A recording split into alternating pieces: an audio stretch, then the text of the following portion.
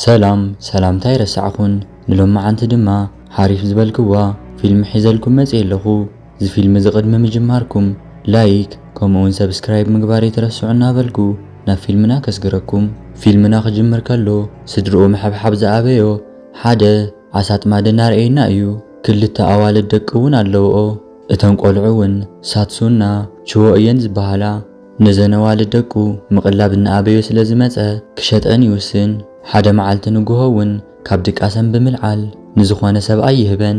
ነቦአን ንኸይሸጠን ተለመነኦ እኳ ኣቦአን ግን ኣሕሊፉ ይበን። እቲ ዝገዝአን ሰብኣይ እውን ንኻሊእ ሰብ እንደገና ይሸጠን። እቲ ሳልሳይ ሰብኣይ እውን ይወስደን እሞ ንኻሊእ ሰብ የርኤን። እዛ ዝረኣየተን ሰበይቲ እውን ዝፈተወታ ነቲ ሓንቲ ቆልዓ ጥራሕ ስለ ዝነበረ እቲ ሰብኣይ እታ ካልእቲ ቆልዓ ናብ ካሊእ ሰብ ንኽሸጣ ሒዝዋ ይኸይድ። እታ ንችዮን ዝገዘአታ ሰበይቲ እውን ነታ ሓለቀአን ዝኾነት ማማ ንዝብልኣ ሰበይቲ ክተርእያ ኢላ ትኸይድ። እታ ማማ ትበሃል ሰበይቲ እውን ጽግዕ ኢላ ብደንቢ ምስ ረኣየታ ኣይፈተወታን ነይራ። እታ ካልእቲ ሰበይቲ ግን ዕብይ እናበለት ምስ መጸት ጽቡቕ ዓማዊል ክትስሕበልና እያ ብምባል ተእምና ችዮ ካብአን ጠፊኣ ንኸይትኸድ ብምባል ኣብ ዝኾነ ገዛ ኣእትዮም ይዓጽዋ። ኣብቲ ክፍሊ እውን ካልእቲ ከም ችዮ ዝበለት ቆልዓ ፓምፕኪ ዝተባሃለት ቆልዓ እኒሃ። ፓምፕኪ እውን ንልዮ ክተጸናንዓ ትፍትን። ፓምፕኪ እውን ቅጽል ኢላ እሶም ዝብሉና ነገርን በቲ እሶም ዝደልይዎ መንገዲ እንተኸይድና ምቹው ህይወት ክህልወና እዩ ብምባል ክተጸናንዓ ትፍትን። ነገር ግን ችዮ እትሓስቦ ዝነበረት ነገር ንሓፍታ ሒዛ ከመይ ጌራ ናብ ገዛኣ ከም ትምለስ እዩ። ኣብ ዝቕጽል መዓልቲ እውን ችዮ ስራሕታ ትጅምር። ኣብቲ ንግሆ እውን ነታ ሃትስ ሞሞ ትበሃል ሰበይቲ ይፋለጣ። ሃትስ ሞሞ እውን ጌሻ እያ ነይራ። ጌሻ ማለት ነብሰን ሸይጠን ዝሓድራ ጓል ማለት ኣይኮነን፣ ንዓበይቲ በዓል ስልጣናት ዘዘናግዓ ጓላት እምበር። ሃትስ ሞሞ ኣዝያ ምልክዕቲ እኳ እንተኾነት ጸባያ ግን ርግምትን ኣዝያ ክፍእትን እያ።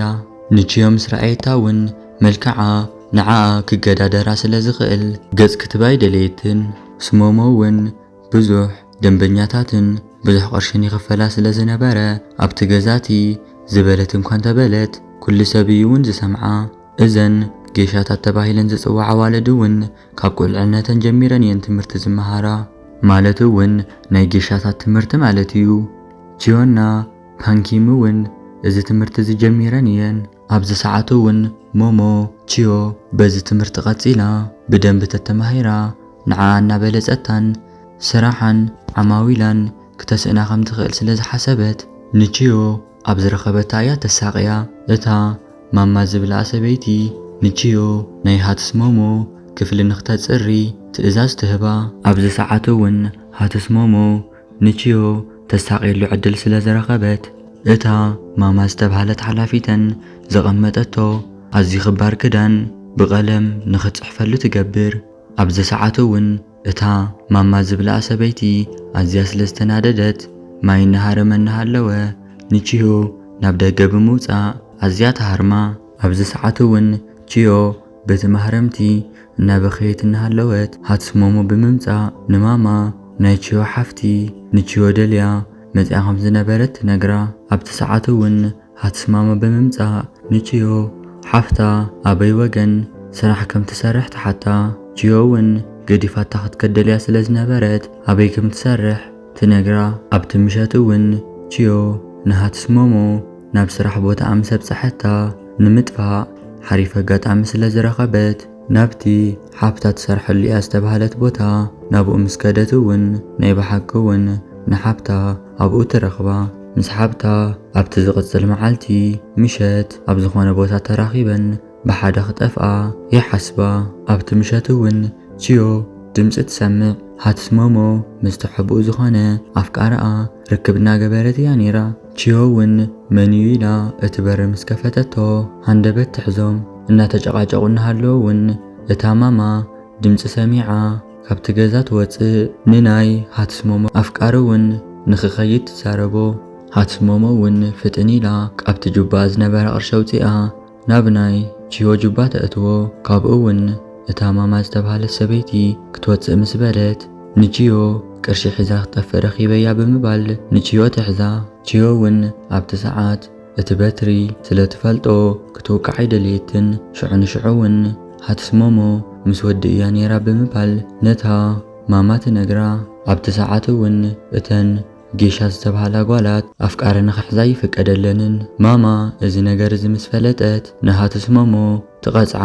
ሃትስሞሞ ወዲ ስለ ዝሓዘት ማንም ናብቲ ክፍላ ኸይኣቱ ብምባል ተኽፍላ ተዓፅዩ እዩ ዘሎ። ቺዮ እውን ኣብዚ ሰዓት ንምምላጥ ሓሪፍ ኣጋጣሚ ስለ ዝረኸበት ናብቲ ምስ ሓብታ ዝተቋፀረሉ ቦታ ከይድ ትጅምር። ካብቲ ገዛ ንምውፃእ እውን እቲ ዘሎ ኣማራፂ እቲ ሓፁር ዘሊልካ እዩ። እቲ ዘሕዝን ነገር ግን ካብቲ ሓፁር ክትዘልል ኢላ ናብ ቆርቆሮ ደይባ ስለ ዝነበረት ካብቲ ቆርቆሮ ወዲቓ ኣዝያ ትህሰ። ማማ እውን ከመይ ጌርኪ ከምዚ ትገብሪ ኢላ ኣዝያ እያ ዝተናደደት። ኣብዚ ሰዓት እውን ማማ ደጊማ ቾን ክትጠፍቕ ትሓስብ ስለ ዘይደለየት ሓፍታ ገዲፋታ ከም ዝኸደትን ቤተሰባ ኩሎም እውን ከም ዝሞቱ ትነግራ።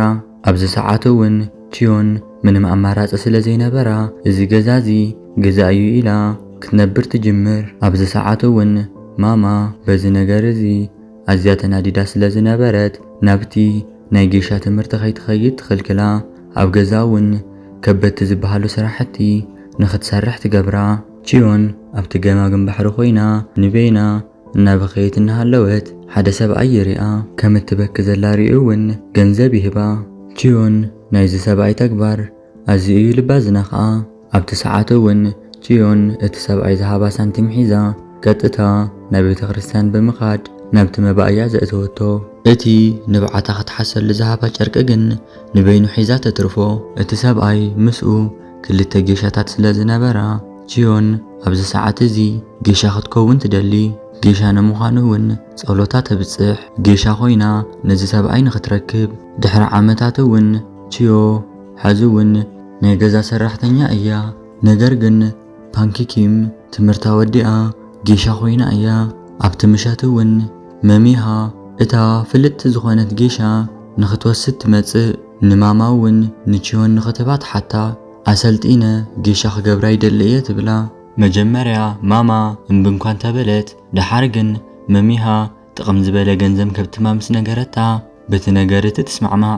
ካብታ መዓልቲ ንድሓር እውን መሚሃ ንቺዮ ከመይ ጌራ ጌሻ ክትከውን ከም እትኽእል ክተምህራ ትጅምር። እቲ ትምህርቲ እውን ጌሻታት ከመይ ከም ዝኸዳን ከመይ ከም ዝሓስባ ከመይ ከም ዝበልዓ እውን ኣይተረፈን። ቺዮ ነቶም ትምህርትታት ብቕልጡፍ ትሕዞም ስለ ዝነበረት ጌሻታት እዚ ትምህርቲ እዚ ንምምሃር ነዊሕ ዓመታት እንኳን ተወሰደለን። ነገር ግን ቺዮ እቲ ትምህርትታት ተማሂራ ንምውዳእ ነዊሕ ግዜ ይወሰደላን። ኩለን ጌሻታት ሓደ በዓል ሃፍቲ ወይ በዓል ስልጣን ኣብ ጎነን ዘሎ እንትኾን ኣብ ናብረአን ዝሕግዘን ማለት እዩ። እዚ ሰብ እዚ እውን ብናይ ሓዘት ፀዋውዓ ሹገርማን ይበሃል። ኣብ ዝሐዘ ሰዓት እውን ቺዮ እቲ ትምህርታ ተወዲኣ ናይ ጌሻ ሽም ይወሃባ። ሲዮሪ ዝተባሃለ ሓድሽ ሽም ይወሃባ። ብፅባሓይቱ ምሸት እውን ቺዮ ነቶም በዓል ስልጣናትን ክዘናግዑ ዝመፁ ሰባትን ዝገርም ሳዕስዒት ትስዕስዐሎም። ሃትስሞሞ እቲ ዝፈርሐቶ ነገር ዝመፀ ይመስል። ብመልክዕ ዝነሓነሓ ሰብ መፂ እኒሄ። እሳ እውን ቺዮ እያ። ካብኡ እውን ኣብ ዝረኸበቶ ዕድል ኩሉ ትቕልደላ ነበረት። ነገር ግን ቺዮ ብቐልዲ ደምሲላ ትምልሰላ ነበረት። ቺዮ እስካዕ ሕዚ ዝድግፋ ሃፍታም ወይ ከዓ በዓል ስልጣን የረኸበትን።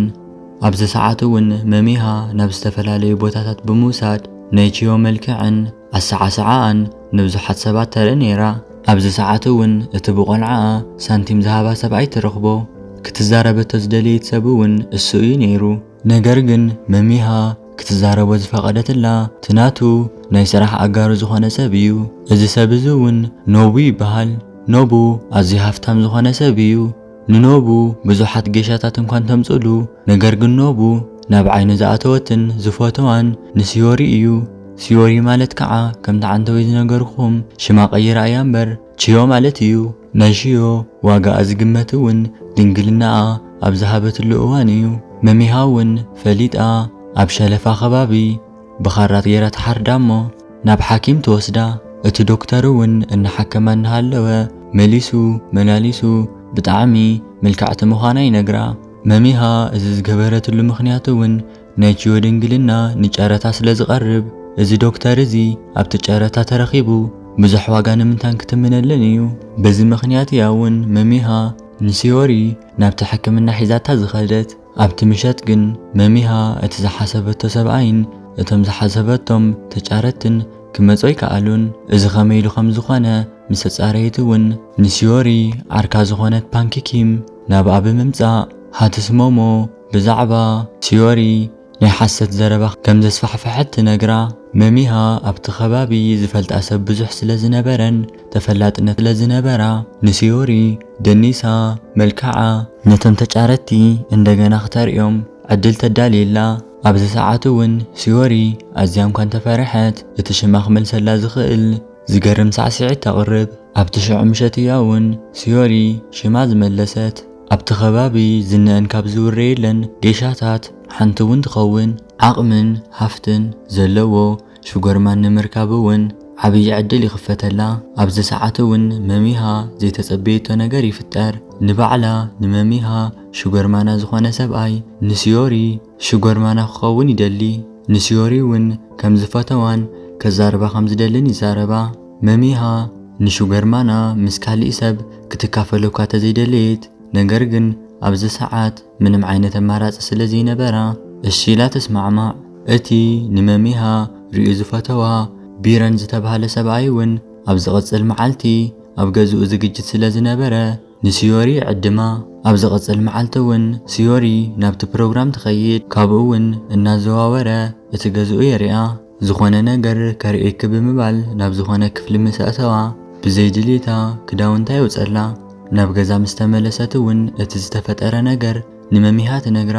መሚሃ እውን በቲ ነገር እቲ ተናዲዳ ከመይ ጌርኪ ኣነ ንዓኺ ኢለ ዝኹሉ ነገር እናገበርኩልክኒ ኣለኹ ኣብዚ ኩሉ ድኻመይ ማይ ትደፍአሉ ትብላ ሲዮሪ ደልያን ፈቒዳን ዘይኮነስ ብግዲ ዝተፈጠረ ነገር ምዃኑ ክተረዳእ እኳ እንተፈተነት ነገር ግን መሚሃ ክትሰምዓ ፈቓደኛ ክትኮን ኣይከኣለትን ብዙሕ ከይጸንሐ እውን ናይ ቺዮሪ ናይ ድንግልና ጨረታ ይጅምር ኣብ ሲዮሪ እቲ ዘቕረብዎ መጠን ገንዘብ እውን ተራእዩ ዘይፈልጥን ዘሰንብድን እዩ ነይሩ ናይ ማማ ትኹረታ ኩልሻዕ ኣብ ፓንኪኪም እኳ እንተነበረ ኣብዚ ሰዓት ግን ሲዮሪ ኣዝዩ ብዙሕ ገንዘብን ብዙሕ ኣታውን ተእቱ ከም ዘላ ምስ ፈለጠት ቀልባ ኩሉ ናብ ሲዮሪ ትገብር ፓንኪኪም ካብ ቁልዕነታ ጀሚራ ምስ ሲዮሪ ዓርካ እኳ እንተነበረት ሕዚ ግን ክልተ ተነሓናሕቲ ኮይነን እየን ካብኡ እውን መሚሃ ንሲዮሪ ናይ ፓንኪኪም ሹገርማና ዝኾነ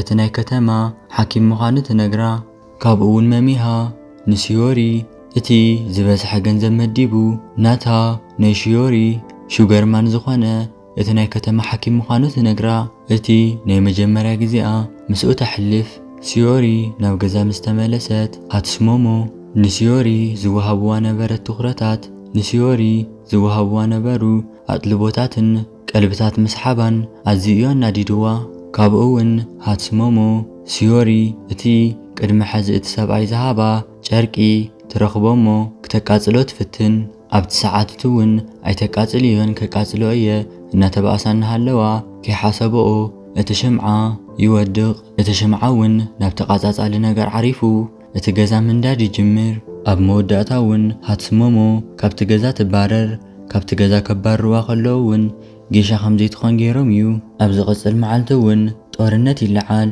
ነገር ግን ንንሲዮሪ ማንም ክበጽሐን ኣይከኣለን እቲ ብህፃንነታ ሳንቲም ዝሃባ ሰብኣይ ብምምጻእ ናብ ጽቡቕ ዝኾነን ሓደጋ ዘይብሉን ገጠራማ ቦታ ይልእኸን ሲዮሪ እውን ናብቲ ዝኸደቶ ቦታ ገጠር ስለ ዝነበረ ኣብቲ ቦታት እውን ዝተፈላለዩ ስራሕቲ እናሰርሐት ትጸንሕ ካብኡ እውን ሓደ ሃብታም ብምምጻእ ንሲዮሪ ወሲዱ ከዛረባ ይጅምር እቶም ቀደም ትፈልጥ እዮም መብዛሕትኦም ሃፋትምን በዓል ስልጣን ሰባትን ሞይቶም እዮም ቤረን እውን ሞይቱ እዩ ይብላ እቶም ኣብዚ ቦታ ዘለው ናይ ኣሜሪካ ወታደራት ኣብ ኢዶም ብዙሕ ገንዘብ እዩ ዘለዎም ይብላ እና እውን ኣብ ስራሕና ኢንቨስት ተገይሮም ናብቲ ስራሕ ተመሊስና ንምእታው ኣይኸብደናን ይብላ ነዚ ነገር እዚ እውን ስኽተድሊኒ ኢኺ ይብላ ሲዮሪ እውን እቲ ሰብኣይ ብዝበላ ነገር ትስማዕማዕ ነቶም ወታደራት ንምስሓብ እዩ ተመሊሳ ናብ ከተማ ምስ ከደት እውን ምስ መሚሃ ትራኸብ ናይቲ ሰብኣይ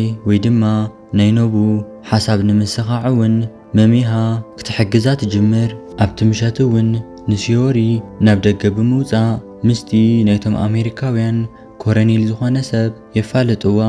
ኖቡ እውን እቲ ኮረኔል ንሲዮሪ ከም ዝፈተዋ ምስ ተረድአ ናይ ቅንዓት ስምዒት ክስምዖ ይጅምር። ሲዮሪ እውን ከምዚ ዝተባሃለቶ ነቲ ናይ ኣሜሪካ ወታደር ድሕሪ ምስሓባ እቲ ምሸትሲ ምስኡ ተሕልፍ። ካብኡ እውን ፓንኪኪም እቲ ናይ ሕነ ምፍዳይ ሓሳባ ንምፍጻም ናይ ኖቡ እቲ ናይ ስራሕ ኣጋሩ ዝኾነ ሰብ ተምጽኦ እሞ ሲዮሪ ምስቲ ናይ ኣሜሪካ ወታደር ከም ዝሓደረት ተሪኦ። በዚ ነገር እዚ እውን ሲዮሪ ልባ እዩ ዝተሰበረ። ንነዊሕ ግዜ እውን ነዚ ሰብኣይ እናፈተወቶ እያ ዝነበረት። ጌሻ ክትከውን ወሲና ጌሻ ዝኾነት እውን ብሰንክኡ እዩ። እቲ ኣብ ቁልዕነታ ዝሃባ ጨርቂ እውን ትድርብዮ። እዚ እውን ኣብ ህይወታ ተስፋ ከም ዝቆረፀት ዘርእየና። ናብ ገዛ ምስ ተመለሰት እውን ሲዮሪ ሓደ ሰብ ይደልየክሎ ትበሃል። ነቲ ሰብ ንምርካብ እውን ትወፅእ። እቲ ካብ ቁልዕነታ ጀሚራ እናፈተወቶ ዝነበረ ሰብኣይ ተመሊሱ እዩ ዝመፀ። እሱ እውን ንነዊሕ ግዜ ከም እትፈትዎ ከም ዝፈልጥን ስምዒታ ከም ዝተረዳኣ ይነግራ። ንዓኺ ካብ ዘለኒ ዓብዪ ኣኽብሮተይ ካባኺ ርሒቐ ዝፀናሕኹ ካብ ብሕዚ ግን ንዓኺ ዘለኒ ስምዒት ሓቢኤ ክፀንሕ ኣይክእልን። ኣነ እውን ይፈትወኪ እየ ይብላ። ካብታ መዓልቲ ንድሓር እውን ናይ ሲዮሪ ሹገርማን እዚ ሰብኣይ ይኸውን። ካብኡ እውን ካብቲ ቦታ ተኸይዶም ሓድሽ ህይወት ይጅምሩ። ፊልምና እውን ኣብዚ ይውድእ። እዚ ፊልም እዚ ተተመቺኩም ላይክ፣ ንኻልእ ግዜ እውን ከምዚ ዓይነታት ቪድዮ ንኽበፅሐኩም ሰብስክራይብ እናገበርኩም ናይዚ ቻናል ስድራ ይኹኑ እናበልኩ ሰሰናይ ንዓኹም።